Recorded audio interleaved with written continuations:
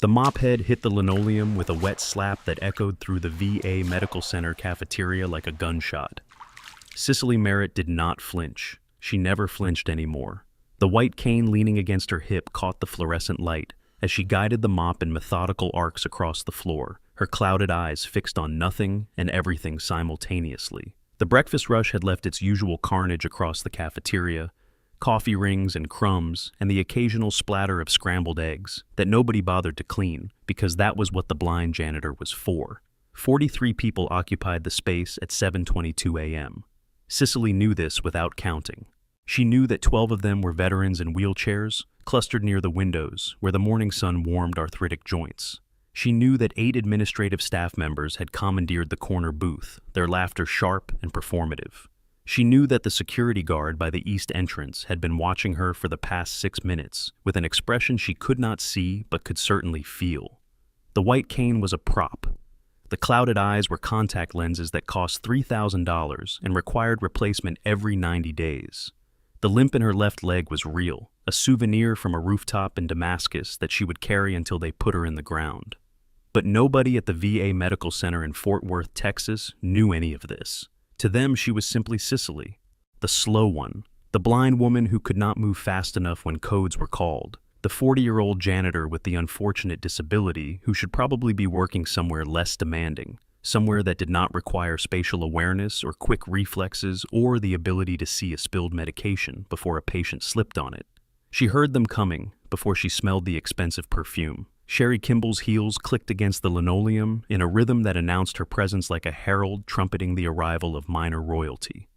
The administrative team leader had a walk that suggested the entire world existed for her personal inconvenience, and Cicely had memorized that cadence over the past 11 months. The mop continued its arc. Cicely did not look up. She had learned that looking up invited conversation, and conversation with Sherry Kimball was never pleasant. The heel click stopped directly in front of her. Cicely waited. 3 seconds, 5, 7. The sigh that escaped Sherry's lips carried enough theatrical weight to win an Oscar for passive aggression. "Excuse me?" Sherry's voice dripped with the particular condescension reserved for those she considered beneath her, which was everyone. "You are blocking the path to the coffee station. Some of us have actual work to do this morning." Cicely stepped aside, guiding her mop with her. "My apologies." She felt the air shift as Sherry leaned closer, close enough that the cloying sweetness of her perfume became nearly suffocating. "And could you possibly mop a little quieter? The sound of that thing slopping around is giving me a migraine. Honestly, I do not understand why they keep hiring people who cannot even see where they are mopping." A ripple of laughter came from the corner booth, where Sherry's administrative colleagues sat, watching the exchange like spectators at a blood sport. Bradley Vance, the assistant who followed Sherry everywhere, with the devoted attention of a well-trained puppy, snickered loudly enough to ensure everyone heard. The mop stilled in Cicely's hands. Her grip tightened almost imperceptibly around the wooden handle, a grip that could have snapped the wood like a twig if she allowed it. She did not allow it. "I will try to be more quiet," she said instead, her voice soft and even and utterly devoid of the rage that simmered beneath her carefully constructed surface. Sherry made a sound of disgust and swept past, her shoulder deliberately clipping Cicely's arm, hard enough to send her stumbling. The white cane clattered to the floor. Cicely caught herself on the mop handle, barely, and the administrative team erupted in barely suppressed giggles. From the corner of the cafeteria, Sergeant Hector Reyes watched the entire exchange from his wheelchair. His weathered hands gripped the armrests with white-knuckled fury, but he said nothing. He had learned the hard way that defending the blind janitor only made things worse for her. Cicely bent slowly to retrieve her cane, her fingers finding it with an accuracy that should have been impossible for someone who could not see. Nobody noticed. Nobody ever noticed. That was the point. If you are new here, make sure to subscribe to the channel and hit that notification bell so you do not miss what happens next. Trust me, you are going to want to see how this unfolds. The morning shift at the VA Medical Center followed a predictable rhythm that Cicely had mapped with the precision of a military operation, which, in many ways, it was. 0700. Arrive through the service entrance. Sign in with the time clock that nobody bothered to verify because who would lie about working extra hours as a janitor? Collect cleaning supplies from the basement storage room, where the fluorescent lights flickered in a pattern that matched her heartbeat on bad days. 0730. Begin cafeteria detail, mop floors, wipe tables, empty trash receptacles that overflowed because the night shift could not be bothered to do their jobs properly. Avoid eye contact. Avoid conversation. Avoid becoming visible in any way that might draw attention. 0830. Move to the rehabilitation wing. This was the part of her day she secretly treasured, though she would never admit it aloud. The veterans in the rehab wing were different from the administrative staff, different from the doctors who looked through her like she was made of glass. They saw her, even when she pretended she could not see them. Sergeant Hector Reyes had been the first to notice something wrong with the official story of Cicely Merritt. She remembered the moment clearly. 3 months into her assignment, she had been mopping the hallway outside the physical therapy room when Hector's wheelchair had come around the corner too fast. A collision had been inevitable. Any normal blind person would have been knocked flat. Cicely had sidestepped at the last possible second, her body flowing around the wheelchair like water around a stone, and Hector's eyes had narrowed with sudden recognition. That was not a blind person's reflexes, he had said quietly. Cicely had frozen. For 3 heartbeats, she had considered her options. Deny, deflect, disappear. Instead, she had smiled and said, "I have excellent hearing." Hector had not believed her. She could tell by the way he watched her after that, cataloging small details that did not add up. The way she caught a falling tray before it hit the ground. The way she navigated crowded hallways without ever touching anyone. The way her eyes sometimes tracked movement before the sound reached her ears. But Hector Reyes had spent 32 years in the Army, including 3 tours in Vietnam and 2 in the Gulf. He knew what a cover looked like. He also knew when to keep his mouth shut. They had developed an unspoken understanding over the months that followed. He never asked questions she could not answer. She never explained things he was not supposed to know. And when Sherry Kimball or Brick Lawton or any of the other petty tyrants decided to make her life miserable, Hector Reyes watched with the patient fury of a man who knew that justice, when it came, would be worth the wait. Today, that patience was being tested. Cicely heard Brick Lawton before she saw him. The maintenance manager walked like a man who believed his footsteps should cause earthquakes, each boot heel striking the floor with deliberate force. He was 6'3" and 240 pounds of military washout, the kind of man who had failed out of basic training but still wore tactical boots and olive drab cargo pants as though he had earned the right. He had not. "Merit!" His voice boomed across the cafeteria, turning heads from every occupied table. "My office, now." Cicely gathered her cleaning supplies methodically, refusing to rush despite the impatience radiating from Brick's massive frame. She folded the mop into the bucket, collected the spray bottles and rags she had been using on the tables, and arranged everything on her cart with careful precision. "I said now," Lawton growled. "Not next week. Not when you feel like it. Now." She picked up her cane and began walking toward him, counting steps as she always did. 47 steps from the coffee station to the cafeteria exit, turn left, 18 steps to the service corridor. Another left, 12 steps to Brick Lawton's office. She knew this route better than she knew her own heartbeat. The office was exactly as she expected. Cluttered desk covered in fast food wrappers and work orders that were 3 weeks overdue, motivational posters featuring eagles and phrases like, "Excellence is not an act but a habit," covering walls that needed painting.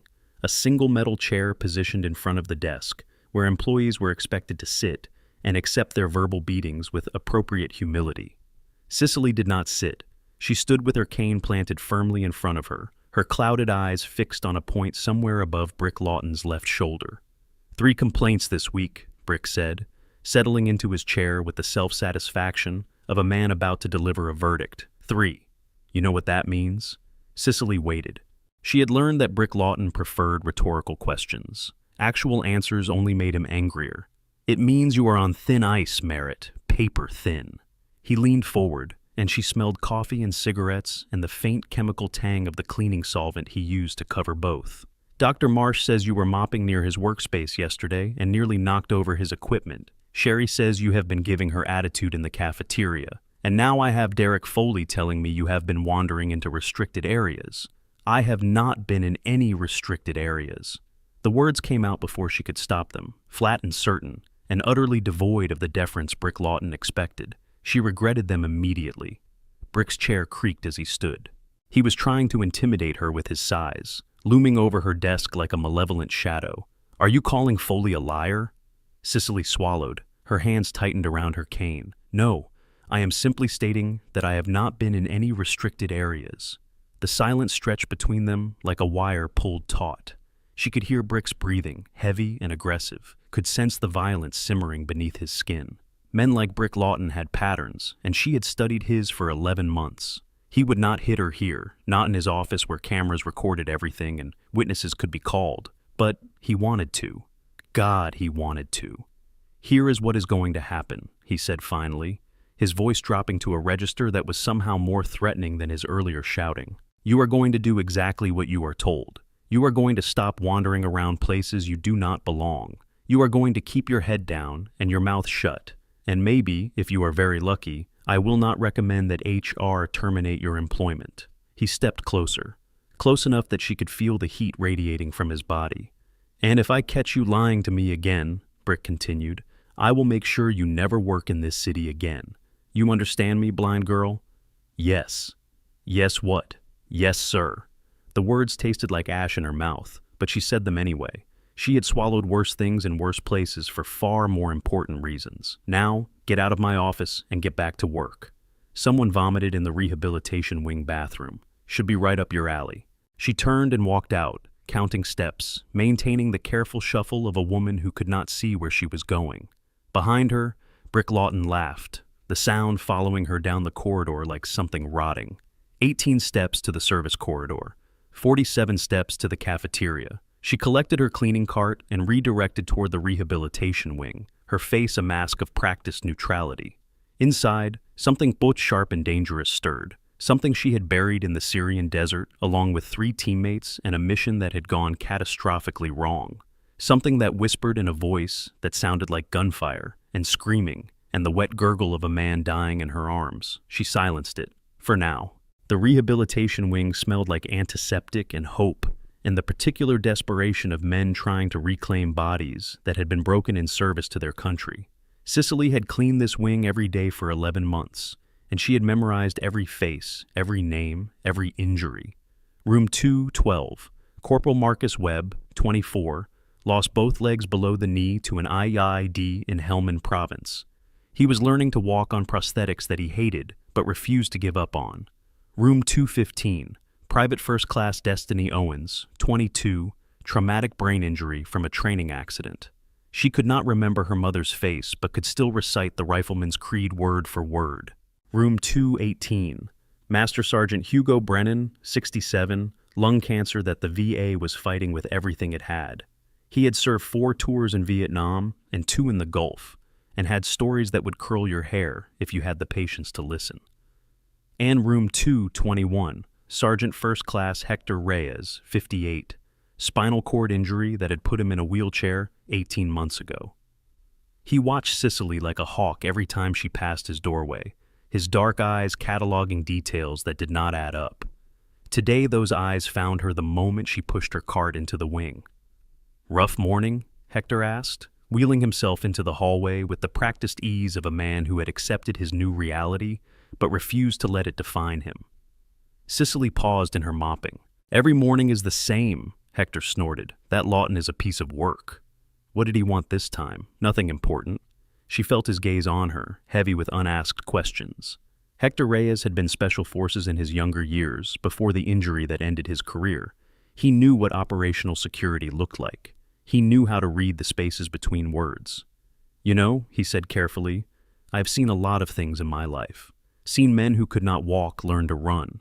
Seen women who lost everything find reasons to keep going. Seen miracles that the doctors said were impossible." He wheeled closer, close enough that his voice dropped to a whisper. "But I have never seen a blind woman catch a falling water pitcher from 3 feet away without looking." Cicely's mop stilled. For a moment, just a moment, the mask slipped. "You must have imagined it," she said. "Sure." Hector's smile was knowing, almost gentle, just like I imagined you reading the exit signs last week when you thought nobody was watching. Just like I imagined the way you walk when you think you are alone. No cane, no hesitation, like someone who could navigate a combat zone blindfolded. "I do not know what you are talking about." "Of course you do not." Hector shook his head slowly. "Look, I am not going to ask what you are doing here. I have been around long enough to know some questions do not get answers. But whatever it is, I hope it is worth it. Because those people out there, they are going to keep pushing until something breaks. Cicely met his eyes for just a moment, her clouded contacts unable to fully hide the intelligence burning behind them. Some things are worth protecting, she said quietly, even when nobody knows you are protecting them. Hector Reyes held her gaze for a long moment. Then he nodded once, a gesture of understanding that transcended words. Room 218, he said. Hugo had a rough night. Oxygen tank needs checking. The nurses are short-staffed again. I will see to it. She resumed mopping, and Hector wheeled back toward his room, and the moment passed like it had never happened. But both of them knew that something had changed. Room 218 smelled like stale coffee and the particular mustiness of old photographs. Hugo Brennan had covered every available surface with pictures from his service days, faded images of young men in jungle fatigues, desert camo, dress uniforms at ceremonies that nobody remembered anymore. Cicely knocked twice on the doorframe, the sound deliberately loud enough to announce her presence. Come in. Come in. Hugo's voice was weaker than it had been 6 months ago, ravaged by the cancer eating away at his lungs. I know it is you, Cicely. You are the only one who bothers to knock. She entered with her cart, moving with the careful deliberation of a woman feeling her way through an unfamiliar space. The oxygen concentrator hummed in the corner, its rhythm steady and mechanical. Hector said you had a rough night. Hector needs to mind his own business. Hugo laughed, the sound dissolving into a cough that shook his thin frame. But yes, the nightmares came back. They always do around this time of year. Cicely set down her cleaning supplies and moved toward the oxygen concentrator, her hands finding the controls with an ease that should have been impossible for someone who could not see them. The settings are off, she said quietly. Your flow rate was turned down to 2 liters. It should be on 4. Hugo's eyes sharpened. How did you know that? I can hear it. The rhythm is different at lower flow rates. It was not a lie, exactly. She had spent 18 months as a combat medic before transferring to intelligence operations. She knew the sound of every piece of medical equipment ever fielded by the United States military. Hugo watched her adjust the settings, his gaze missing nothing. You are not what you pretend to be, he said. Not a question, a statement. Cicely's hands paused on the concentrator. I am a janitor, Mr. Brennan, and I was just a supply clerk. Hugo smiled, revealing teeth yellowed by decades of coffee and cigarettes. That is what my records say anyway. Funny thing about records, they do not always tell the whole truth. The silence stretched between them like a held breath. I knew a woman like you once, Hugo continued softly. Back in '68, she worked as a translator at our fire base. Little Vietnamese girl could not have weighed more than 90 pounds. Everyone treated her like furniture, but I saw her one night when the VC hit our perimeter.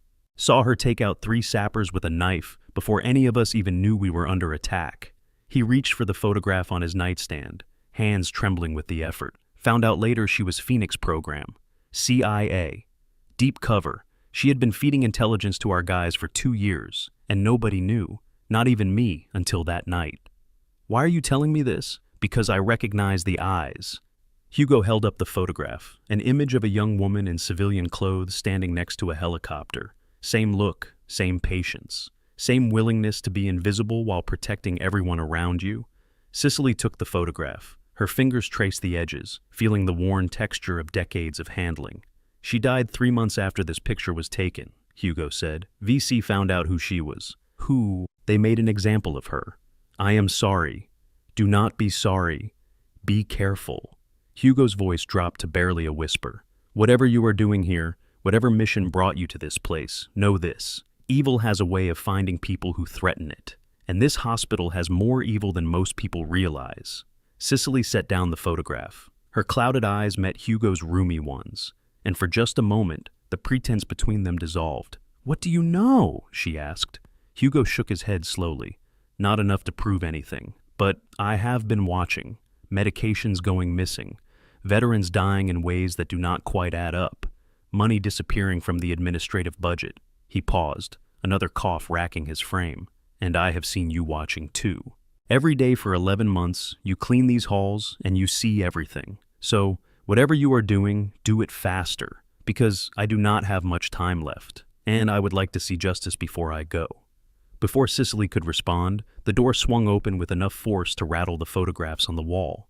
Dr. Kelvin Marsh stood in the doorway, his white coat pristine, and his expression radiating contempt. At 32, he was the youngest attending physician on staff and the most ambitious, a combination that made him particularly dangerous to anyone he perceived as beneath his notice, which was everyone. Merritt. His voice snapped like a whip. "What are you doing in here? This is a patient room, not a janitor's closet." "I was checking Mr. Brennan's oxygen levels. The flow rate was incorrect." Marsh's eyes narrowed. "You were checking medical equipment? You?" He stepped into the room, deliberately positioning himself between Cicely and Hugo's bed. "Let me make something very clear to you. You are a janitor. You mop floors. You empty trash. You do not touch medical equipment. You do not give medical opinions. You do not do anything that requires a functional brain, which is fortunate because you clearly do not have one." Hugo stirred in his bed. "Now, hold on a minute, doctor." She was trying to help. "My oxygen was wrong. I could feel it." Marsh did not even glance at his patient. "Mr. Brennan, please do not encourage the help." He turned back to Cicely, his lip curling. "I want you out of this room, now. And if I ever catch you touching medical equipment again, I will personally see to it that you are fired before the end of the day." Cicely gathered her supplies with deliberate slowness. Her hands were steady, her face betrayed nothing. Behind Marsh, Hugo Brennan watched, with eyes that held both sympathy and something else. Recognition. Warning. She left the room without another word, her white cane tapping against the floor in a rhythm that masked the silent counting in her head. 14 steps to the hallway junction. Turn right. 23 steps to the supply closet. Enter, close door, lock it. In the darkness of the closet, surrounded by mops and brooms and the chemical smell of industrial cleaners, Cicely Merritt allowed herself exactly 30 seconds of fury. Her hands shook. Her jaw clenched until her teeth ached. The rage that she kept buried so deep that most days she forgot it existed surged up like magma, demanding release. She gave it 30 seconds. Then she breathed. In through the nose, 4 counts. Hold, 7 counts. Out through the mouth, 8 counts. The rage subsided. Not gone, never gone, but contained, controlled, channeled into something useful. She pulled out her phone, a burner device that looked ancient and worthless, but contained encryption software that cost more than most cars. Her fingers moved across the screen with practiced efficiency, composing a message in a cipher that would look like spam to anyone who intercepted it. Asset in place. Surveillance continues. Suspected financial irregularities confirmed by secondary source. Medical anomalies require further investigation. Maintaining cover. Estimated time to completion, unknown. She sent the message and deleted it immediately. The phone went back into the hidden pocket sewn into the lining of her scrubs. Then she picked up her mop and went back to work. The afternoon brought new challenges, as afternoons always did. At 12:15 p.m., Sherry Kimball cornered her in the hallway outside the administrative offices, demanding that she clean a coffee spill that had happened 3 hours earlier and had already been cleaned twice by other staff members. At 1:47 p.m., Brick Lawton appeared out of nowhere to inform her that she would be working a double shift because 2 other janitors had called in sick and someone had to clean the emergency room after a particularly messy trauma case. At 2:30 p.m., Derek Foley, the head of security, stopped her in the corridor near the pharmacy and demanded to see her employee badge, studying it with suspicion that bordered on hostility before finally letting her pass. And at 3:15 p.m., the real trouble began.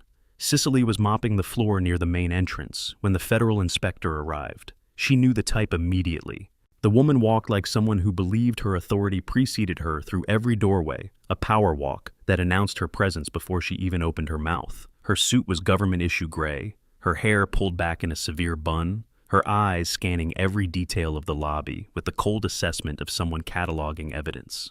Tabitha Cross flashed her credentials at the reception desk, her voice carrying clearly across the open space. "Department of Veterans Affairs Office of Inspector General, I am here for an unscheduled compliance review." The words sent a ripple of panic through the administrative staff, visible through the glass walls of their offices. Cicely watched from the corner of her eye as Sherry Kimball's face went pale, as Bradley Vance scrambled for a telephone, as Brick Lawton emerged from a back corridor with an expression that mixed fear and fury in equal measure. Cicely continued mopping, invisible, unnoticed, exactly where she needed to be. But Tabitha Cross had other ideas. The inspector's heels clicked toward her, stopping precisely 3 feet away. "You? The janitor. How long have you worked here?" Cicely looked up, her clouded eyes fixed on the space above Tabitha's shoulder. 11 months, ma'am. And in those 11 months, have you noticed anything unusual? Staff behavior that seems suspicious? Equipment being moved where it should not be? Medications appearing or disappearing without explanation? The questions were sharp, probing, designed to elicit information before the target had time to construct a defense. Cicely recognized the technique. She had used it herself in another life. "I clean floors, ma'am. I do not notice much of anything." Tabitha Cross stepped closer. Her perfume was expensive, layered over the utilitarian scent of government buildings and long flights. "Your file says you are blind, legally blind, requiring accommodation under the Americans with Disabilities Act." The inspector's voice dropped to a whisper, meant only for Cicely's ears. "But I have been doing this job for 15 years, and I have never seen a blind woman mop with such perfect geometric precision." Cicely's hands tightened around the mop handle. "I have been doing this job for 11 months, ma'am. You get good at patterns." "Perhaps." Tabitha's smile did not reach her eyes. "Or perhaps you are not what your file says you are. Either way, I intend to find out." She turned and walked toward the administrative offices, leaving Cicely alone in the lobby with her mop and her racing thoughts. The noose was tightening. She had known this assignment was dangerous from the beginning. Deep cover operations always were, but she had accepted the mission anyway, because the intelligence suggested something deeply wrong at this VA facility, something that was hurting the veterans she had sworn to protect when she first put on the uniform 20 years ago. Now, with a federal inspector asking questions that cut too close to the truth and her cover threatening to unravel, Cicely Merritt faced a choice she had hoped to avoid: abort the mission and disappear, or push forward and risk exposure. She thought of Hugo Brennan in room 218, dying slowly while evil flourished around him. She thought of Hector Reyes, watching from his wheelchair with eyes that saw too much. She thought of all the veterans in this building, who deserved better than what they were getting. Cicely Merritt had died once before, in the official records at least. Captain Elena Ghost Merritt, killed in action during Operation Crimson Tide, remains unrecoverable, family notified, case closed, but ghosts did not stay dead, and neither did she. The rest of the afternoon passed in a haze of cleaning and watching and waiting. Tabitha Cross conducted her inspection with the methodical thoroughness of a surgeon performing an autopsy. She reviewed financial records. She interviewed staff members. She toured facilities that most employees did not even know existed. And everywhere she went, Cicely found reasons to be nearby, mopping corridors, emptying trash, adjusting supplies in storage rooms that happened to share walls with the offices being inspected. She heard fragments of conversations that painted a picture of mounting panic among the administrative staff. Sherry Kimball's voice, shrill with anxiety, insisting that all paperwork was in order. Brick Lawton's growl, demanding to know who had authorized this surprise inspection. Derek Foley's measured tones, suggesting that perhaps certain files should be relocated to more secure locations before the inspector found them. That last fragment was the most interesting. Cicely filed it away for later analysis and continued her rounds. By 6:30 p.m., the day shift was ending and the evening shift was beginning, a transition that always created chaos as staff members hurried to complete tasks and escape before anything new was assigned to them. Cicely lingered near the loading dock, ostensibly organizing recycling bins, but actually watching the service entrance where deliveries arrived after hours. At 6:47 p.m., a white van with no markings pulled up to the dock. 2 men in medical scrubs emerged, their movements efficient and practiced. They opened the rear doors and began unloading boxes marked medical supplies, with handwriting that did not match any standard labeling system. One of the men glanced toward Cicely, saw the white cane and clouded eyes, and dismissed her as irrelevant. That was his first mistake. She counted the boxes as they were carried inside, 14 in total, each approximately 18 inches by 24 inches by 12 inches, weight distribution suggesting contents heavier than standard medical supplies. The men did not sign in at the security desk. They did not present credentials. They simply walked through the loading dock entrance like they owned the place, and nobody questioned them. When they were gone, Cicely pulled out her burner phone and added another entry to her encrypted notes. Unauthorized delivery. 6:47 p.m., 14 containers. No manifest. Security protocols not followed. Requires investigation. She was so focused on her notes that she did not hear the footsteps approaching until it was almost too late. Working late? The voice belonged to Derek Foley, and the suspicion in it could have cut glass. Cicely turned slowly, her face arranged in an expression of mild confusion. Her phone had vanished into her pocket in the half-second before she turned, a movement so fluid that Foley could not have seen it, even if he had been watching. "I was told to work a double shift," she said. "Mr. Lawton's orders." Foley studied her, with the intensity of a man who had spent 20 years in military police before taking this job. His gut was telling him something was wrong. She could see it in the set of his jaw and the tension in his shoulders. But his eyes saw only what she wanted him to see. A blind janitor in scrubs and orthopedic shoes, holding a garbage bag in one hand and a white cane in the other. "You spend a lot of time near this loading dock," Foley said slowly. "I have noticed you here 3 times this week alone. It is on my cleaning route, is it?" He pulled out a small notebook and flipped through pages. "Because according to the schedule I have here, loading dock cleaning is assigned to the night shift, not to day shift personnel working overtime." Cicely felt the trap closing around her. Foley was not brilliant, but he was thorough, the most dangerous kind of investigator. "I must have misread the schedule," she said. "It is difficult to see the small print.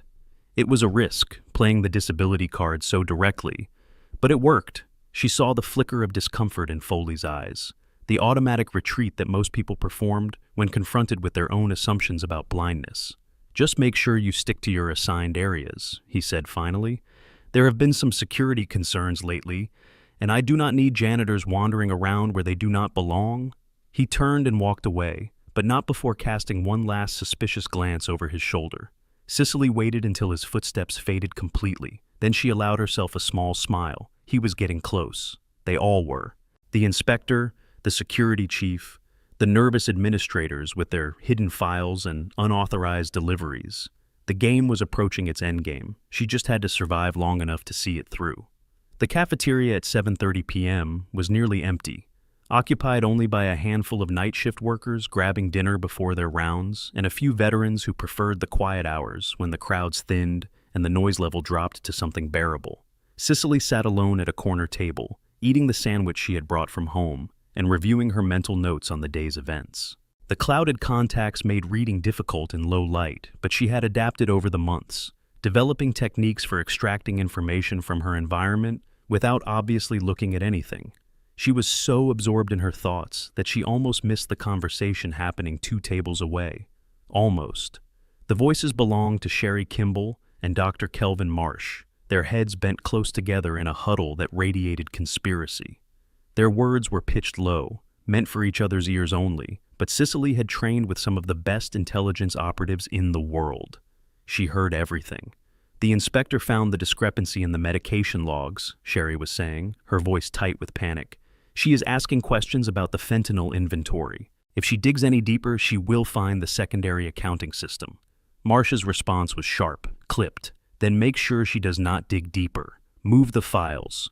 Reformat the computers. Do whatever you have to do, but do not let her find that ledger." "And what about Lawton? He is losing it. If he cracks under pressure, Lawton will not crack. He has too much to lose." Marsh leaned closer, his voice dropping to barely a whisper. "Just handle the inspector. I will deal with the other problem." "What other problem?" "That blind janitor. She has been in places she should not be.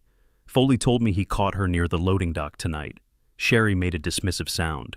"She is harmless. She can barely see 2 feet in front of her face. Maybe, or maybe she is not as blind as she pretends to be. Either way, I want her gone. Make something up. Complaints, policy violations, whatever it takes. I want her termination paperwork on my desk by tomorrow morning." Cicely's sandwich had turned to ash in her mouth, but she continued eating with mechanical precision. She could not react, could not let them see that she had heard. The conversation ended, chairs scraping against linoleum as Marsh and Sherry departed in opposite directions. The cafeteria fell silent again, just the hum of refrigeration units and the distant clatter of the kitchen staff cleaning up. Cicely finished her sandwich. She disposed of her trash. She collected her cleaning supplies and resumed her rounds as though nothing had happened. But inside, her mind was racing through calculations and contingencies. They were coming for her, tomorrow, maybe sooner. She had 24 hours, at most, to complete an operation that was supposed to take another 6 weeks. She thought of the encrypted message she had sent earlier, thought of the resources that might or might not be available to support her, thought of the veterans sleeping in their beds, oblivious to the corruption eating away at the institution that was supposed to protect them. Then she thought of Hugo Brennan's words, "Whatever you are doing, do it faster." Cicely pulled out her burner phone and composed a new message. Cover compromised, timeline accelerated, requesting emergency extraction and support package. The ghost needs to come in from the cold. She sent it, waited. The response came 90 seconds later. Negative on extraction. Asset too valuable. Support package en route. ETA 20 hours. Hold position. Do not engage until backup arrives. 20 hours. An eternity, in operational terms. She deleted the messages, pocketed the phone, and picked up her mop. If they wanted to fire her to tomorrow, they would have to find her first. And finding a ghost was harder than most people realized. The night stretched on minute by minute, hour by hour. Cicely moved through the hospital like a shadow, cleaning rooms that did not need cleaning, organizing supplies that were already organized, finding excuses to be everywhere and nowhere at once.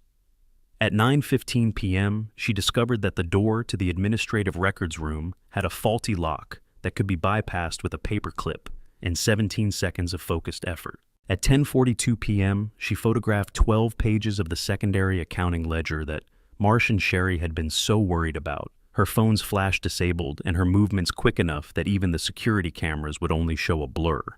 At 11:58 p.m., she accessed a computer terminal in the IT department using credentials she had cloned from Flynn Carpenter's badge 3 months ago, downloading 73 megabytes of encrypted files onto a thumb drive the size of her fingernail. And at 1:17 a.m., she sat in the supply closet where she had raged earlier that day, uploading everything she had gathered to a secure server that officially did not exist. The evidence was damning. Medication, diversion on a massive scale, fentanyl and oxycodone, and other controlled substances being siphoned from VA supplies and sold on the black market. Falsified death certificates to cover up overdoses among veteran patients. Financial fraud running into the millions.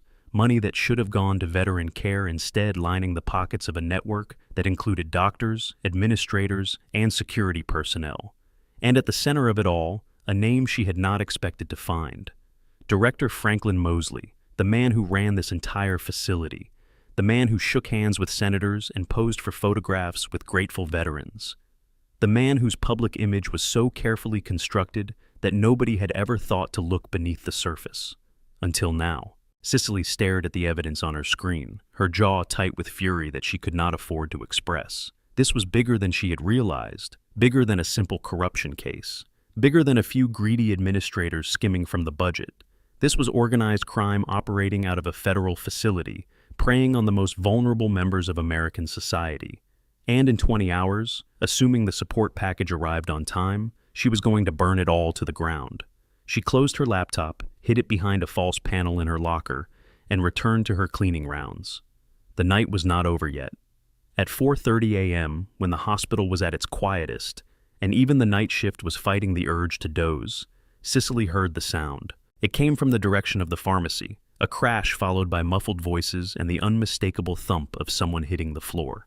She was moving before conscious thought caught up with instinct, her white cane abandoned behind a trash cart, her footsteps silent on the linoleum. The pharmacy door was ajar. Through the gap, she could see 2 figures in dark clothing, their faces obscured by masks, their hands full of bottles and boxes that they were shoving into duffel bags. A third figure lay on the floor, unmoving. The night pharmacist, a gentle man named Victor who always said good morning to Cicely, even when nobody else bothered. One of the thieves turned toward the door, and Cicely pulled back into the shadows. "Hurry up," he growled to his partner. "We have 3 minutes before the next security sweep." The other thief laughed. "Security in this place is a joke. That Foley guy could not find his own backside with a map and a flashlight." Cicely assessed the situation with the cold precision that had earned her the call sign Ghost. 2 hostiles, armed, based on the bulges under their jackets. 1 casualty on the floor, status unknown. 3 minutes until potential interruption. The smart play was to retreat, call for backup, let the authorities handle it. But Victor was on that floor, and he might be dying while she calculated odds and weighed options. Cicely made her decision. She slipped through the door like smoke, moving in the blind spots of both thieves, her body angled to present the smallest possible target. Years of training took over, muscle memory guiding her through a choreography of violence that was as elegant as it was deadly. The first thief never saw her coming. One moment he was stuffing oxycodone bottles into his bag. The next, he was on the floor, his arm bent at an angle that would require surgical intervention, his scream muffled by the hand Cicely had clamped over his mouth. The second thief spun, reaching for his weapon, but Cicely was already inside his guard. A strike to the throat cut off his air. A knee to the solar plexus doubled him over. An elbow to the back of the head put him down for good. 6 seconds. Total silence except for the soft groans of two men who would not be stealing anything else tonight. Cicely checked Victor's pulse, weak but present. He had been struck on the head, probably by the butt of a pistol, but his breathing was steady and his pupils responded normally when she pulled back his eyelids. She used the thieves' own zip ties to secure their hands behind their backs. She recovered the stolen medications and returned them to their proper shelves. She found a phone and dialed 911, her voice pitched to match the frightened confusion of a blind woman who had stumbled upon a crime in progress. Then she retrieved her white cane from behind the trash cart and resumed her shuffle, her clouded eyes seeing nothing and everything. By the time security arrived 4 minutes later, she was mopping a hallway 2 corridors away, the picture of oblivious innocence. The thieves told police that they had been attacked by someone moving faster than they could track, someone with training far beyond anything they had ever encountered, someone who had appeared out of nowhere and disappeared the same way. When asked to describe their assailant, neither could provide useful details. It was like being hit by a ghost, one of them said. The statement was recorded, filed, eventually forgotten. But somewhere in the hospital, Hector Reyes heard the story from a night nurse, and his weathered face split into a knowing smile. He did not say anything to anyone. Some secrets were worth keeping. The dawn came slowly, painting the Texas sky in shades of orange and gold that Cicely watched through the windows of the cafeteria as she set up for the breakfast rush. Her body ached from the night's exertions, but her mind was sharp, already planning the next phase of an operation that had just become exponentially more complicated. The pharmacy break-in would be investigated, the thieves would be questioned, and eventually someone would start asking how a blind janitor had managed to subdue 2 armed men in total darkness. She needed to get ahead of that narrative before it caught up to her. She was arranging coffee cups when she felt eyes on her back, multiple sets of eyes, watching with an intensity that prickled along her spine like electricity. She turned slowly, maintaining her charade of blindness. Brick Lawton stood in the cafeteria entrance, flanked by Derek Foley and a woman Cicely did not immediately recognize. Behind them, Sherry Kimball hovered with the nervous energy of a subordinate who knew something bad was about to happen and wanted to watch. Merritt. Brick's voice was cold, clipped, dangerous. My office. Now. The walk to Brick's office felt different this time. The corridor seemed longer, the fluorescent lights harsher, the air thicker with impending confrontation. When they arrived, Cicely was directed to stand rather than sit. Brick took his place behind the desk. Foley positioned himself by the door, blocking the only exit. And the unknown woman, she planted herself directly in front of Cicely with an expression that could have frozen molten steel. Inspector Tabitha Cross, the woman said, showing credentials that Cicely already knew by heart. We met yesterday, though I suspect you remember that conversation better than you let on. I remember speaking with you, ma'am. Good. Then you will remember that I told you I intended to find out who you really are. Cross stepped closer, invading personal space with the deliberate aggression of a trained interrogator. I have spent the last 18 hours reviewing your personnel file, your background check, your employment history. And do you know what I found? Cicely waited. Her hands were steady at her sides. Her heart rate had not increased by a single beat. Nothing. Cross smiled, but there was no warmth in it. Absolutely nothing. Oh, the paperwork is there. Social security number, work history, references, all very neat and tidy. Too neat, too tidy. Like someone constructed a legend from whole cloth and dropped it into the system. I do not understand. I think you understand perfectly. Cross pulled a tablet from her briefcase and turned it to face Cicely. On the screen was a photograph, grainy but recognizable, showing a woman in military fatigues standing next to a helicopter in what appeared to be a desert environment. The woman's face was partially obscured by equipment, but the resemblance was undeniable. This image was flagged by facial recognition software 6 hours ago, Cross continued. It was taken 8 years ago in Syria, during an operation that is still classified at the highest levels. The woman in this photograph was reported killed in action 5 years later. Her name was Captain Elena Merritt. Her call sign was Ghost. The silence that followed was absolute. Brick Lawton's face had gone pale. Foley's hand had drifted toward the weapon on his hip. Sherry Kimball, visible through the office window, had stopped pretending to work and was openly staring. Cicely said nothing.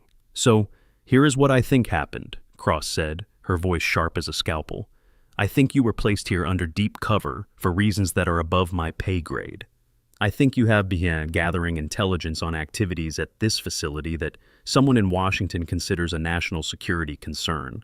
And I think that whatever you found last night was important enough that you broke cover to stop a pharmacy robbery instead of letting it play out." She leaned closer, close enough that Cicely could smell the coffee on her breath. "What I do not know is whether you are working with us or against us. And until I find out, you are not leaving this building." The door to Brick's office burst open so violently that Foley was knocked aside like a rag doll. A man in a colonel's uniform stepped through, his face weathered by decades of service and his eyes blazing with an authority that made even Tabitha Cross take a step back. Behind him, 4 soldiers in full tactical gear filed into the room, their weapons trained on every person present except one. Cicely felt her heart stutter for the first time in 5 years. She knew that face. She had seen it in her nightmares every night since Damascus.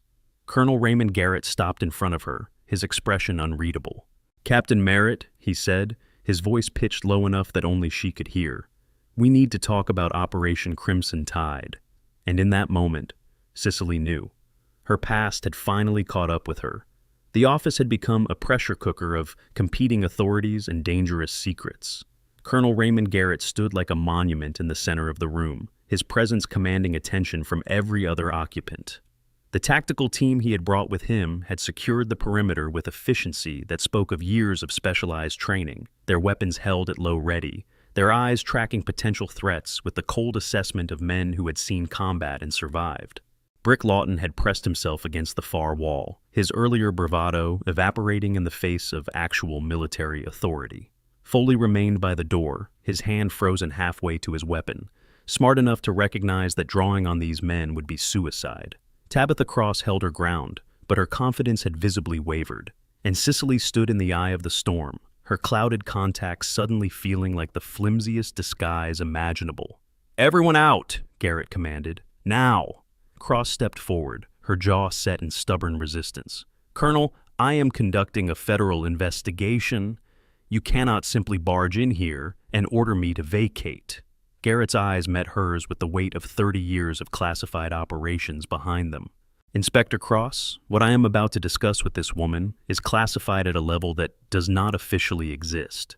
If you remain in this room, you will be detained, debriefed, and assigned to a monitoring detail in Fairbanks, Alaska for the remainder of your career." He paused. "Your choice." Cross held his gaze for a long moment. Then, with a tight nod, she gathered her tablet and walked out. Foley followed, practically dragging Brick Lawton behind him. The door clicked shut, and one of Garrett's men took up position outside. Silence settled over the room like a shroud. Garrett reached up and removed something from his tactical vest. A photograph, worn at the edges from handling. He held it out to Cicely. She took it. Her hands did not tremble, though every instinct screamed at her to run. The image showed 5 people in desert fatigues standing in front of a burned-out building. She recognized all of them. She had trained with them, fought with them, nearly died with them. "Damascus," Garrett said quietly. 5 years ago. Operation Crimson Tide." Cicely's throat tightened. "I know what operation it was." "Then you know what happened." "I know what I saw." She handed the photograph back. "I know that my entire team walked into an ambush that should have been impossible. I know that someone leaked our position to the enemy. And I know that when it was over, I was the only one who walked out." Garrett studied her face with an intensity that felt like being X-rayed. "We pulled 3 bodies out of that building," he said. Identified 2 positively. The third was too badly damaged, but the DNA matched you closely enough that we closed the case. The third was my twin sister, Cicely said, her voice flat. Caroline. She came to find me when I missed our scheduled call. She walked into the firefight trying to get me out. She died instead. The silence that followed was heavy with grief that had never fully healed. We did not know, Garrett said finally.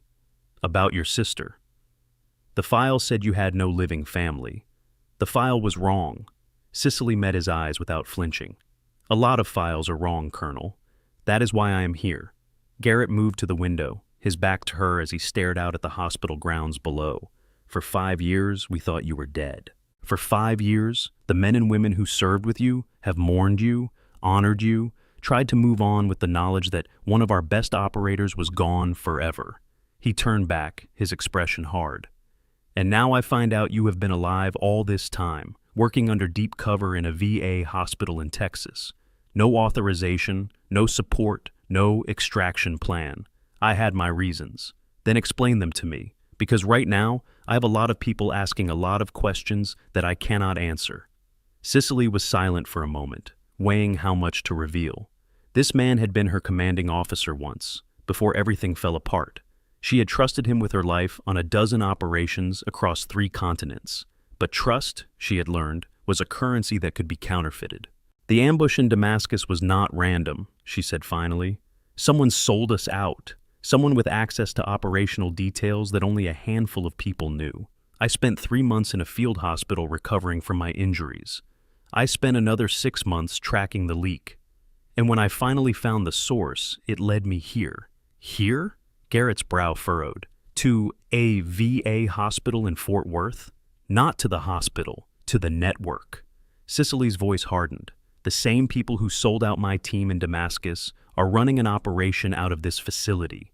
Medication diversion, financial fraud. They are using the VA as a front for drug trafficking, and the profits are funding operations overseas that would make your stomach turn. Garrett was quiet for a long moment, processing the implications. You have evidence? Enough to bring down everyone involved, including Director Mosley. The name landed like a grenade in the room. Franklin Mosley? Garrett's voice had dropped to barely a whisper. The man who testified before Congress last month about veteran care reform? The same. Cicely allowed herself a grim smile. The cameras love him. The senators love him.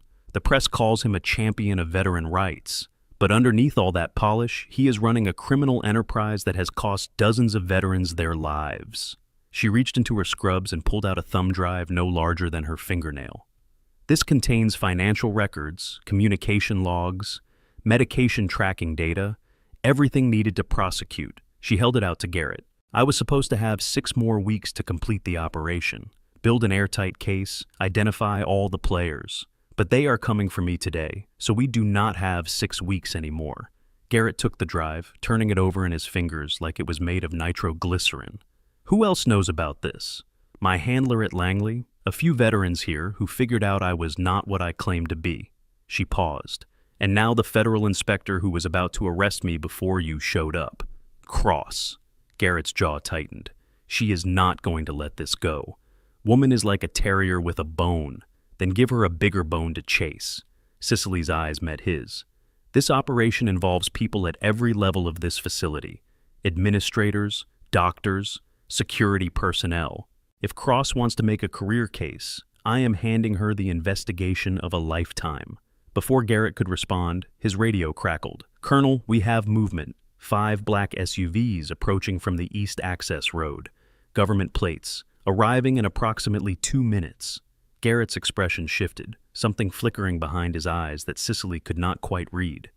That would be our backup, he said, but his voice held an uncertainty that made her instincts scream in warning. You called for backup? I called for support. The distinction was subtle but significant. When we intercepted your emergency transmission last night, I scrambled a team immediately, but the authorization I received came from... Garrett hesitated. Higher than it should have. Much higher. Cicely felt the hair rise on the back of her neck. Who authorized your mission, Colonel? Garrett met her eyes, and in them she saw the same question that was forming in her mind. The order came directly from the Secretary of Defense, he said. Personally. At 3:47 a.m., with instructions to secure you and everything you've gathered by any means necessary. The implications hung in the air like smoke from a distant fire. The Secretary of Defense had sent a tactical team to retrieve her evidence from a VA hospital corruption case. At 3 in the morning, with authorization that bypassed every normal chain of command. Either this operation was even bigger than she had realized, or someone very powerful wanted to make sure her evidence never saw the light of day. Both possibilities were equally terrifying. "Colonel," the radio crackled again. "SUVs are at the main entrance. They are deploying armed personnel." Through the office window, Cicely could see them now. 5 black government vehicles, disgorging men in tactical gear who moved with the coordinated precision of operators who had trained together for years. They were forming a perimeter around the main entrance, their weapons held at the ready, their faces obscured by ballistic helmets and tinted visors. Too many men for a simple extraction, too much firepower for a support mission. Something was very, very wrong. "Colonel," Cicely said quietly, "those are not support personnel." Garrett's hand moved to his sidearm. "No," he agreed, "they are not."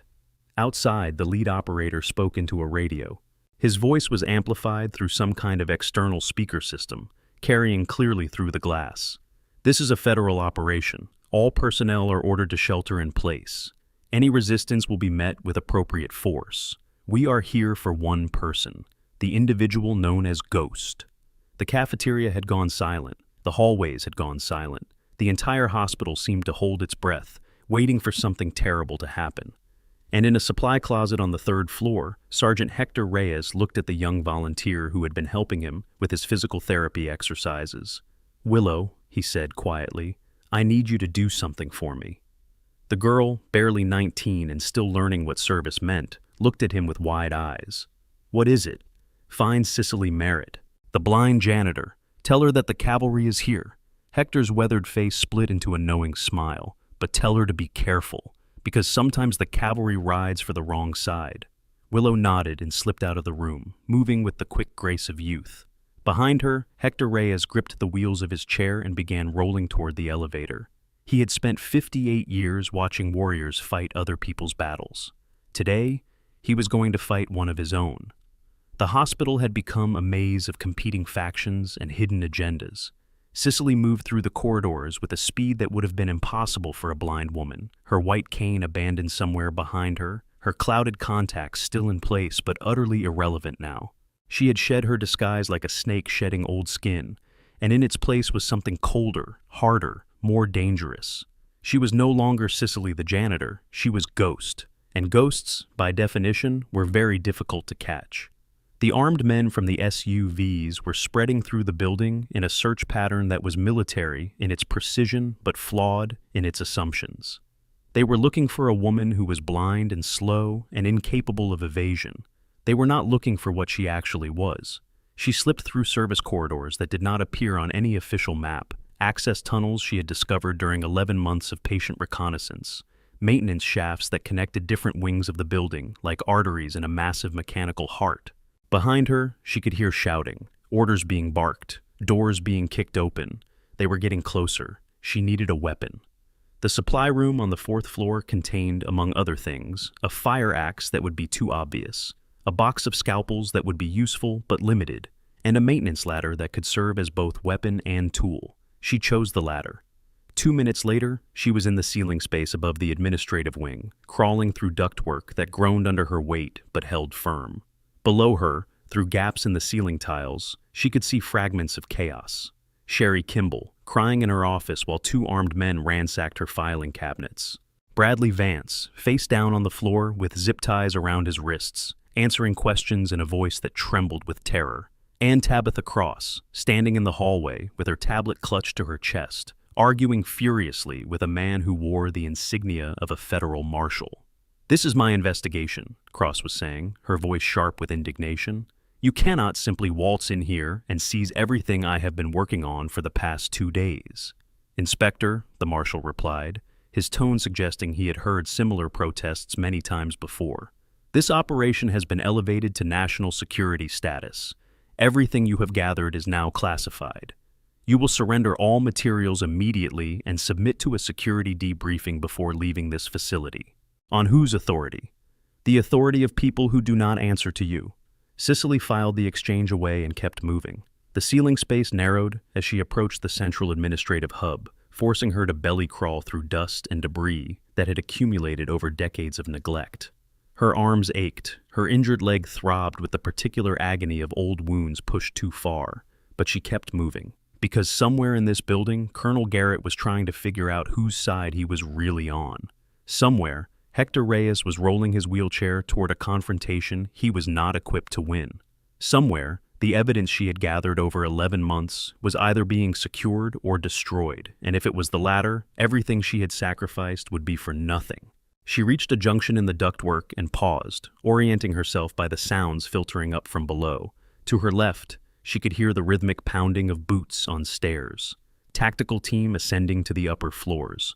To her right, voices raised in argument. Dr. Kelvin Marsh and someone she did not recognize, their words heated and desperate. Straight ahead, silence. The kind of silence that came from spaces that had been cleared and secured. She went right. The duct opened above what appeared to be a storage room, converted into something else entirely. Through the gaps in the ceiling tile, Cicely could see computer equipment, filing cabinets, and a large safe that had been recently opened. Inside the safe, neatly stacked in rows, were packages wrapped in brown paper. She recognized the shape and size immediately. Heroin, enough to supply half of Texas for a month. And standing in front of the safe, loading packages into a duffel bag with hands that shook with barely controlled panic, was Director Franklin Mosley, the man who testified before Congress about veteran care, the man who posed for photographs with grateful families, the man whose public persona was a masterwork of deception. He was trying to run. Cicely eased open the ceiling tile with the patience of a woman who had waited 11 months for this moment. She lowered herself through the gap, landing silently on a desk that creaked but held. Mosley spun, his hand reaching for something inside his jacket. He never made it. Cicely crossed the distance between them in 2 strides. Her hand closed around his wrist, a twist, a pressure point, a gasp of pain, and the weapon he had been reaching for clattered to the floor.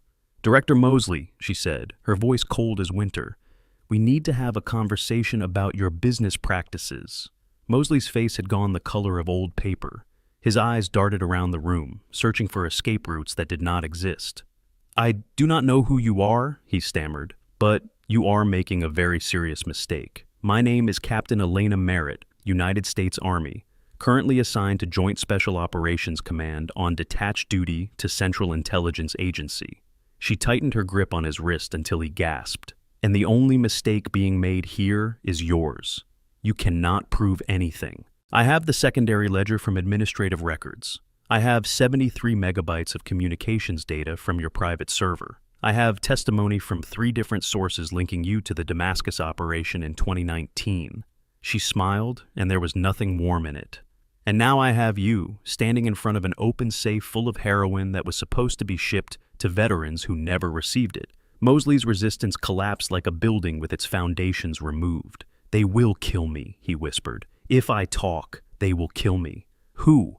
You do not understand. This is bigger than me, bigger than this hospital, bigger than anything you have ever seen. The people behind this, they have connections everywhere. Congress, the Pentagon, intelligence agencies.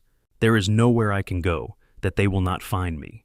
Cicely studied his face, reading the genuine terror in his eyes. This was not the bravado of a criminal trying to bluff his way out of trouble. This was the paralysis of a man who had glimpsed something too terrible to comprehend. "Who are they?" she pressed. "Give me names. Give me something I can use." Before Mosley could answer, the door to the storage room exploded inward. 3 armed men surged through, their weapons trained on Cicely's center mass. "Captain Merritt." The lead operator's voice was calm, professional, devoid of emotion. "You are ordered to stand down and surrender immediately." Cicely did not move. Her hand remained on Mosley's wrist. Her body was positioned to use him as a shield if necessary. "On whose authority?" she asked, echoing Cross's earlier question. The operator smiled behind his balaclava. "The authority of Cerberus," he said, and Cicely felt her blood run cold.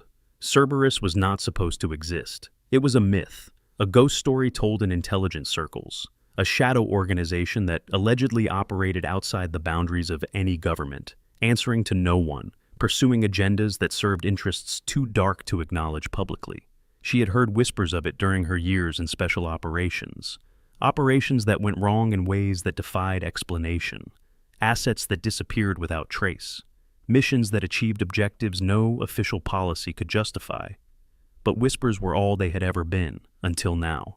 "Stand down, Captain." The operator's weapon never wavered. This does not have to end badly. Sicily calculated odds and options in the fraction of a second that separated trained warriors from ordinary people. 3 operators, 3 weapons, 1 civilian hostage, 1 exit blocked, no backup arriving in time. The math was not in her favor. But then again, the math had never been in her favor in Damascus either, and she had survived that too. She released Mosley's wrist. The director crumpled to the floor, curling into a fetal position as though he could escape the situation by making himself small enough to disappear. The lead operator gestured with his weapon. "Hands where I can see them. On your knees." Sicily raised her hands slowly, palms outward. She bent her knees, lowering herself toward the floor with the controlled grace of a woman who had practiced this movement 1,000 times. But she did not complete the motion. In the space between heartbeats, she exploded into action. Her left hand closed around the fire extinguisher mounted on the wall behind her. She ripped it free and hurled it at the nearest operator in a single fluid motion. The heavy canister struck his face mask with enough force to crack the ballistic glass and send him staggering backward. She was already moving, using the moment of confusion to close the distance between herself and the second operator. A palm strike to his weapon hand sent his rifle clattering away. An elbow to his throat dropped him to his knees, gasping for air that would not come. The third operator fired. The round caught her in the side, spinning her around with an impact that felt like being hit by a truck. But she had been hit before, and she knew the difference between a wound that killed and a wound that merely hurt. This one merely hurt. She turned the spin into a movement, using momentum to carry her inside his guard before he could fire again. A knee to his groin. A headbutt that cracked his nose through his face mask. A palm strike that drove shattered cartilage into his sinuses and sent him down for good. 3 operators, 7 seconds. She stood in the center of the room, blood seeping through the fingers she pressed against her side, breathing hard but steady. Mosley stared at her from the floor, his eyes wide with something that might have been awe or terror or both. "You killed them," he whispered. Sicily looked at the 3 men on the floor, all still breathing, all incapacitated but alive. "No," she said, "I do not kill unless I have to, but they are going to have very bad headaches when they wake up." She retrieved one of the fallen weapons, checked the magazine, and turned back to Mosley. "Now, you were about to tell me about Cerberus." The director's mouth opened and closed like a fish removed from water. "I cannot. They will find me. They will kill everyone I care about. You do not understand what you are dealing with." Sicily crouched beside him, ignoring the pain that flared through her injured side. "Director Mosley," she said quietly, "I have spent the last 5 years being dead. I have lost my sister, my career, and everything that used to matter to me.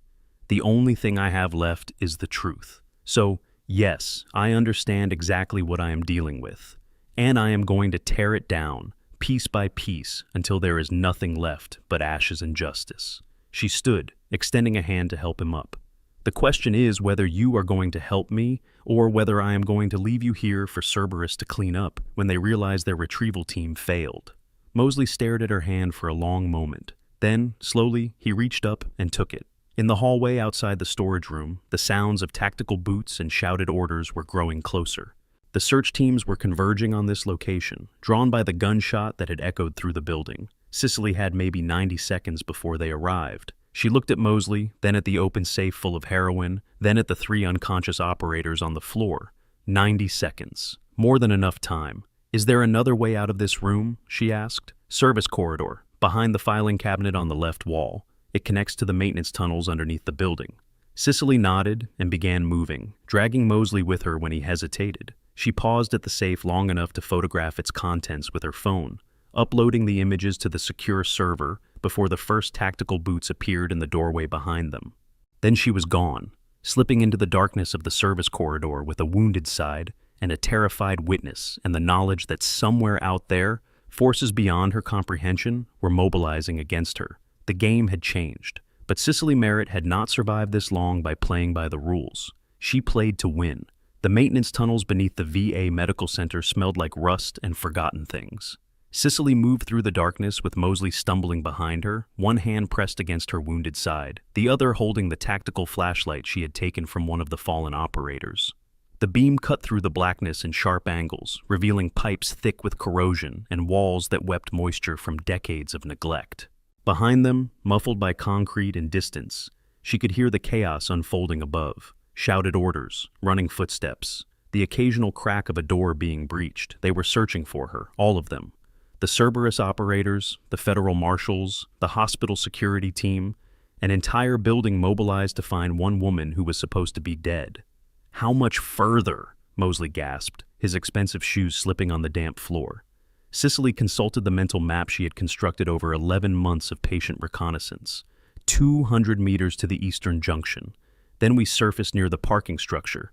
I cannot... Mosley bent double, hands on his knees, chest heaving. I cannot keep going. I am not built for this. Cicely turned, her flashlight catching his pale, sweating face in its beam. Director Mosley, she said quietly, in approximately 4 minutes, Cerberus is going to realize their retrieval team failed. When that happens, they will switch from capture protocols to elimination protocols. Do you understand what that means? Mosley's eyes widened. It means they will kill everyone in this building who might have seen or heard anything useful. Staff, patients, veterans who have already given enough for this country. She stepped closer, her voice dropping to a whisper. So, you can rest when we are clear, or you can rest forever. Your choice. Mosley straightened, his jaw tightened, with something that might have been resolve, or might have been terror. Either way, it got him moving again. They pressed on through the darkness. The eastern junction appeared exactly where Cicely had calculated, a wider space where multiple tunnel systems converge beneath the hospital's original foundation. Emergency lighting flickered here, casting everything in shades of amber and shadow. And standing in the center of the junction, wheelchair positioned to block the only exit, was Sergeant First Class Hector Reyes. Cicely stopped. Her weapon came up automatically, then lowered when she recognized the weathered face illuminated by the emergency lights. Sergeant, what are you doing down here? Hector smiled, the expression transforming his features from weary veteran to something sharper, more dangerous. Figured you might need an exit strategy, he said. Been watching those tunnels for the past 30 minutes. 3 Cerberus teams passed through already, heading toward the western junction. They think you are trying to reach the main road. How did you know about the tunnels? Son, I was running operations in tunnel systems before you were born. Hector wheeled himself aside, revealing the exit behind him. Q-Chi, 68. The Viet Cong built networks that would make this place look like a garden path. Cicely moved past him, pausing just long enough to squeeze his shoulder. Thank you. Do not thank me yet. Hector's voice hardened. There is a situation developing topside. That colonel who came looking for you, Garrett, he is in a standoff with the Cerberus commander in the main lobby. Things are about to get very loud. Garrett is still here? He refused to leave. Said something about not abandoning his people twice. Hector's eyes met hers with an intensity that cut through the darkness. Whatever happened between you two in Damascus, he is trying to make it right. Cicely felt something shift in her chest. A weight she had carried for 5 years, loosening slightly. She had blamed Garrett for what happened. Blamed him for the faulty intelligence, for the ambush, for Caroline's death. She had spent years believing he was part of the conspiracy that had destroyed her team. But if he was standing against Cerberus now, risking everything to protect her, maybe she had been wrong about more than she realized. If you are enjoying this story, do not forget to subscribe and turn on notifications. We are about to reach the moment everything changes, and trust me, you do not want to miss it. The parking structure exit opened into blinding Texas sunlight. Cicely squinted against the glare, her eyes adjusting slowly after the darkness of the tunnels. Beside her, Mosley gasped and stumbled, momentarily blinded. The parking lot was chaos. Hospital staff had been evacuated to the perimeter, held back by yellow tape and armed guards whose allegiances were unclear. News vans were arriving, their satellite dishes extending like mechanical flowers reaching for the sun. Police cruisers blocked the main entrance, their lights painting everything in alternating red and blue. And in the center of it all, visible through the glass walls of the main lobby, 2 groups of armed men faced each other across a space that had become a battlefield waiting to happen. Colonel Garrett stood with his back to the reception desk, flanked by the 4 tactical operators he had brought with him. Their weapons were raised, trained on the dozen Cerberus operatives who had formed a semicircle around them.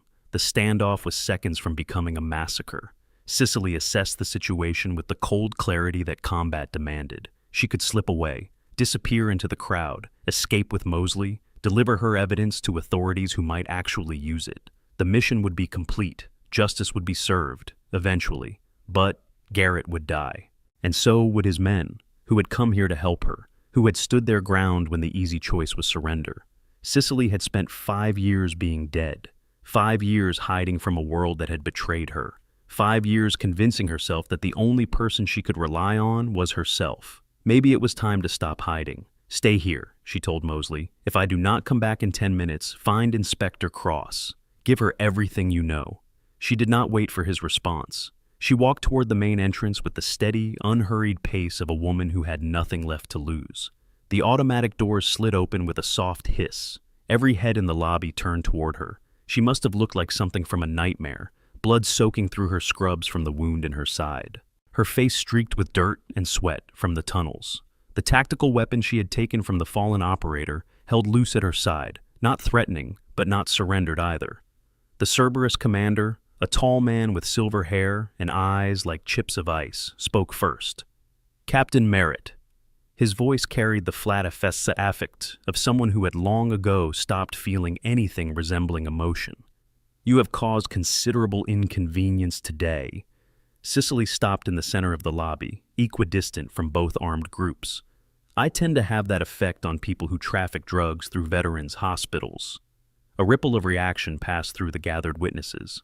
Hospital staff, federal agents, news cameras that had somehow made it past the perimeter, their red recording lights blinking like accusatory eyes. The Cerberus commander smiled, a thin expression that never reached his eyes. "You have evidence," he said. "Impressive evidence, I am told. But evidence can be destroyed. Witnesses can be silenced.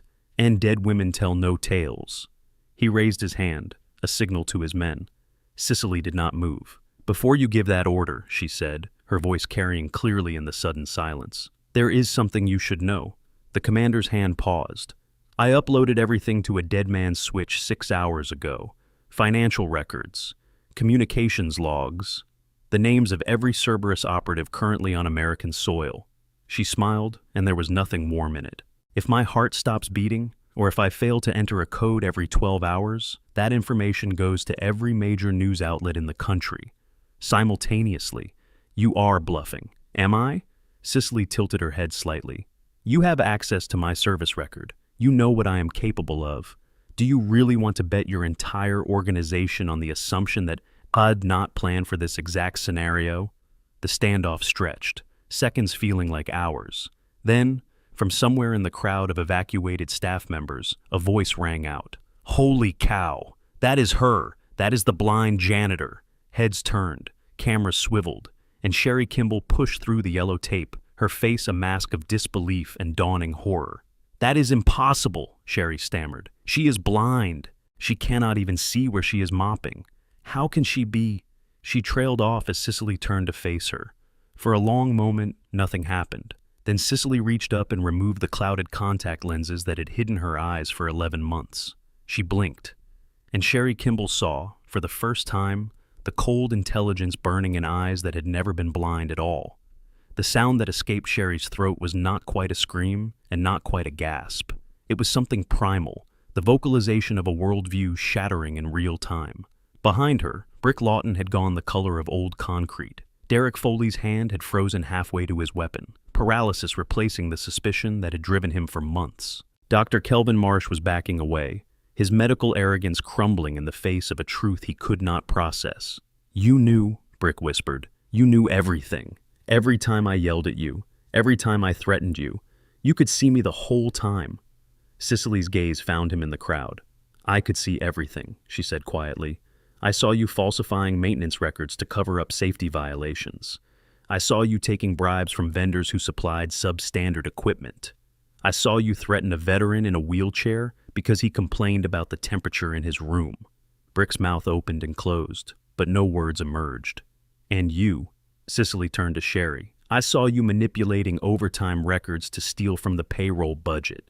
I saw you bullying staff members who questioned your authority. I saw you laugh when you made me spill cleaning supplies, day after day, because you thought it was funny to torment someone who could not fight back.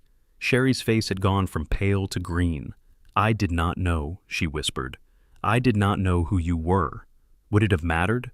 Cicely's voice was soft, almost gentle, which somehow made it worse. If you had known I was not really blind, would you have treated me differently? Or would you have just found someone else to abuse? The question hung in the air like an indictment. Sergeant Hector Reyes had somehow made it to the lobby entrance, his wheelchair rolling to a stop beside a group of veterans who had gathered to witness the confrontation. His weathered face split into a smile that held both vindication and something deeper. Told you, he said to the veteran beside him. Told you she was not what she seemed. The Cerberus commander had been watching this exchange with growing impatience. His hand was still raised, his signal still pending.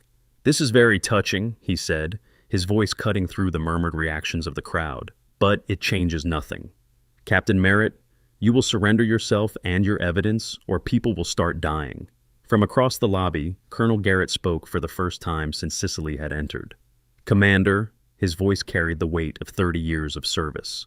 I do not know who you work for, and frankly, I do not care. But if you give that order, you will be starting a firefight in a building full of American veterans, men and women who have already bled for this country.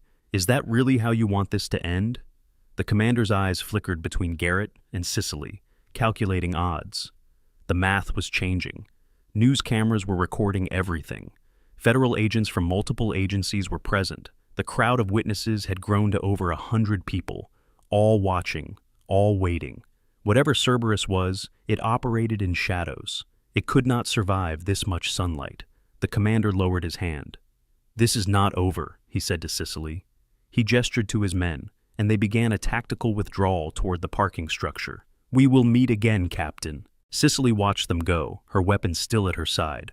I look forward to it, she said. The aftermath unfolded with the chaotic efficiency of a system trying to restore order after a catastrophic disruption.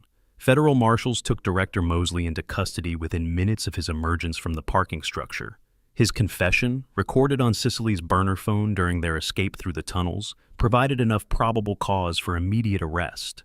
Inspector Tabitha Cross, her earlier suspicion transformed into grudging respect, assumed control of the investigation. Within hours, she had teams combing through the evidence Cicely had gathered, building cases against everyone from low-level administrators to senior medical staff. Sherry Kimball was escorted out of the building in handcuffs at 4:17 p.m., her mascara running in black rivers down her cheeks.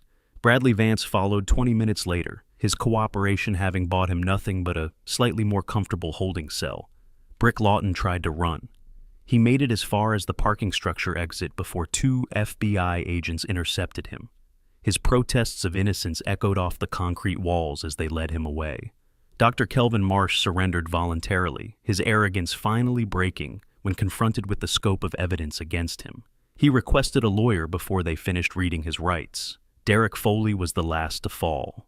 The security chief had destroyed his personal computer and shredded documents for 3 hours before agents arrived at his door. It was not enough. The digital forensics team recovered everything within 48 hours. And through it all, Cicely sat in a conference room on the hospital's administrative floor, giving statements to an endless parade of investigators from agencies whose acronyms she had stopped trying to track. Colonel Garrett found her there at 7:30 p.m. when the sun was setting and the chaos outside had finally begun to subside. He closed the door behind him and stood in silence for a long moment. 5 years, he said finally. You let me believe you were dead for 5 years. Cicely did not look up from the coffee she had been staring at for the past 20 minutes. I thought you were part of it, she said. The ambush, the leak, Caroline's death. I thought you had sold us out. Garrett crossed to the window, his back to her. The leak came from Washington, a staffer in the Intelligence Committee who was feeding information to a foreign asset. We identified him 6 months after Damascus, but by then, he paused. By then, you were already gone. We searched for 3 years, followed every lead, checked every report of a woman matching your description anywhere in the world, and you never found me. No. Garrett turned to face her. Because you were hiding in the last place anyone would look. A.V.A. hospital, cleaning floors, pretending to be blind. His voice softened. Why here, Elena? Of all the places you could have disappeared, why here? Cicely finally looked up. Her eyes, no longer hidden behind clouded contacts, held a grief that 5 years had not diminished. Because they are my people, she said. Veterans. The ones who served and came home broken. The ones who gave everything and got abandoned by the systems that were supposed to protect them. She paused. I could not save my team. I could not save Caroline, but I could save them. Or at least, I could try. Garrett was silent for a long moment. Then he crossed the room and sat down across from her. For what it is worth, he said quietly, I am sorry. For Damascus, for Caroline, for all of it. I should have seen the leak. I should have protected my people better. It was not your fault, maybe not, but I am still sorry. They sat in silence as the last light faded from the Texas sky. Outside, the hospital was slowly returning to something resembling normal operations. Staff members who had not been arrested were resuming their duties. Patients were being reassured. The veterans in the rehabilitation wing were being told, in careful terms, that the people who had been stealing from them had been caught and would face justice. And in room 218, Hugo Brennan had died peacefully in his sleep at 6:42 p.m., a smile on his face that the nurses could not explain. The ceremony happened 3 weeks later. It was small, private, held in a conference room at Fort Liberty that had been swept for listening devices 3 times in the past 24 hours. Admiral Grace Aldridge presided, her dress uniform immaculate, her silver hair pulled back in regulation style. Behind her stood a row of officers whose combined service record would fill a library. Cicely stood at attention, her own uniform feeling strange after so many months in scrubs and janitor coveralls. The wound in her side had healed to a pink scar that matched a dozen others scattered across her body. Captain Elena Merritt, Admiral Aldridge began, in recognition of extraordinary service to the United States of America, demonstrating exceptional courage, ingenuity, and dedication to the protection of our nation's veterans, you are hereby awarded the Intelligence Star. She pinned the medal into Cicely's chest, her hands steady and sure. Additionally, in recognition of actions taken during the events of October 14th through 17th, resulting in the dismantling of a criminal network responsible for the deaths of 17 American service members and the theft of over $40 million in veteran benefits, you are hereby promoted to the rank of Major. The silver oak leaves replaced the captain's bars on Cicely's shoulders. Finally, Admiral Aldridge's voice softened slightly. In recognition of 5 years of deep cover operations conducted without official sanction or support, demonstrating a commitment to justice that transcends the boundaries of duty, you are granted immediate honorable discharge with full benefits, effective at your request. Cicely blinked. My request? Admiral Aldridge smiled. Major Merritt, you have spent 20 years serving your country. 5 of those years you served while officially dead. The Navy believes you have earned the right to choose what comes next. Cicely was silent for a long moment. She thought of Hugo Brennan, dead now but smiling at the end. She thought of Hector Reyes, who had trusted her without knowing why. She thought of Caroline, buried in a grave that bore Cicely's name because the truth had been too dangerous to share. With respect, Admiral, she said finally, I would like to continue serving, but on my own terms. Admiral Aldridge's eyebrow rose. What did you have in mind? Cicely straightened to her full height. Cerberus is still out there. They escaped, but they did not disappear. And they are not the only shadow organization preying on the people who protect this country. She paused. I want to hunt them. All of them. No official sanction. No bureaucratic oversight. Just me and whatever team I can assemble, going after the enemies that nobody else is willing to fight. The silence in the room was absolute. Then Admiral Aldridge smiled, a genuine expression that transformed her stern features. Major Merritt, she said. I was hoping you would say that. She reached into her pocket and produced a single item, a challenge coin, but not like any Cicely had seen before. On one side, an eagle clutching arrows. On the other, a single word, Ghost. Welcome to Task Force Spectre, Admiral Aldridge said. Officially, you will remain deceased. Unofficially, you will have access to resources and intelligence that most people do not know exist. Your first assignment will be waiting for you when you leave this room. Cicely took the coin. It was warm in her palm, heavy with promise and possibility. What is the assignment? We intercepted a communication 3 days ago. Cerberus is planning something big, something involving a network of VA hospitals across the country. Admiral Aldridge's expression hardened. They did not learn their lesson in Fort Worth. They are expanding. Cicely felt something stir in her chest, not rage exactly, something colder, more patient, more dangerous. Then I guess I have work to do, she said. She pocketed the challenge coin and turned toward the door. Behind her, Admiral Aldridge called out one final time. Major Merritt, one more thing. Cicely paused, looking back over her shoulder. Your sister, Caroline. Admiral Aldridge's voice was soft now, almost gentle. We found her real grave 6 months ago, a proper burial with full military honors. I thought you would want to know. Cicely felt something break loose inside her, something she had been carrying for 5 years, heavy and sharp and poisonous. Thank you, she whispered. She walked out of the conference room, through the corridors of Fort Liberty, into the Texas afternoon where the sun was setting in shades of gold and crimson. Somewhere out there, Cerberus was planning their next move. Somewhere out there, veterans were being exploited by people who saw them as nothing more than profit margins and disposable assets. Somewhere out there, the ghosts of the fallen were waiting for justice. Cicely Merritt, the woman who had died and been reborn, the silent janitor who had seen everything, the ghost who would not stay dead, pulled out her phone and dialed a number she had memorized 5 years ago. It rang twice before someone answered. "This is Ghost," she said. "I am coming in, and I am bringing the storm with me." She hung up and walked toward the sunset, leaving behind the woman she had pretended to be, embracing the warrior she had always been. The game was far from over, but for the first time in 5 years, Cicely Merritt was playing to win. And God help anyone who stood in her way. The story of Cicely Merritt carries profound lessons that extend far beyond simple entertainment. True warriors never need to advertise their strength. Cicely could have revealed her identity at any moment to end the humiliation she endured daily, but she chose silence because her mission was greater than her pride.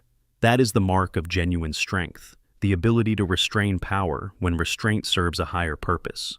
Too often we mistake loudness for confidence and silence for weakness, when the opposite is frequently true. Every single day we encounter dozens of people whose stories remain completely unknown to us. The barista serving your morning coffee might have been a teacher in another country. The taxi driver navigating city streets could have been an engineer before circumstances changed his path. The janitor mopping hospital floors might have been a decorated warrior who saved lives in places most of us will never see. Appearances never tell the complete story of what lies within a person's heart and history. Veterans have traded their youth, their health, and sometimes their lives to protect strangers they will never meet. They deserve to be treated with dignity, not pity or contempt. Their scars, visible and invisible, represent sacrifices that words cannot adequately honor. So, today, change how you see the people around you. Smile at the security guard. Thank the cleaning staff. Show patience to those who serve you. Kindness costs nothing but can transform someone's entire day. Do not wait until you discover someone is a hero before treating them with respect.